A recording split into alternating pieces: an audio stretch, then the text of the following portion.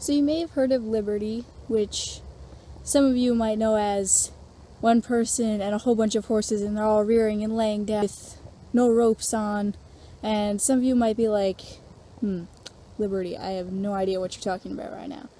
So Liberty is working with your horses when they're free. You have nothing that attaches you to them. So it depends on the relationship between the person and the horse. They have to have a bond. One thing about Liberty is it can be very frustrating at first, or at any time. There are so many times when I've been riding bridleless and I've asked him to trot, and Quasar just starts trotting a little faster than I'd like, and I'm like pulling back on the neck rope as hard as I can, trying to do everything to make him slow down, and he's so confused. He's just like, I'll just go faster, I guess. And I'm like, no, that's not it.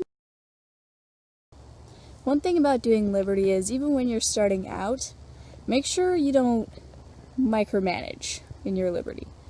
I've noticed when I want my horse to learn something new, I'll just it's kind of like taking off the rope and saying, you're free, but I'm going to control everything you do. Like, you're so scared he's going to run off or something, so you try to control every movement, give your cues louder than you mean to, micromanage every single step until your horse is like, man, this is just getting confusing and I'm fed up with this, I'm gonna go. So it's pretty good to start out in a place where you can let your horse be completely loose and to just go from there. Do some join up, let your horse run around like a crazy hooligan and then try to call him in. That's the basic main start of Liberty, is to let your horse loose and then see if he'll come back and be with you. So give your horse a little grace, give yourself a little grace. It's challenging at first, but the more you work on it, the easier it will be. Just remember not to micromanage your Liberty, and to just start with little stuff, but don't micromanage it so everything is a whole bunch of little stuff. Most of the time I do Liberty in the round pen, just me and my horse.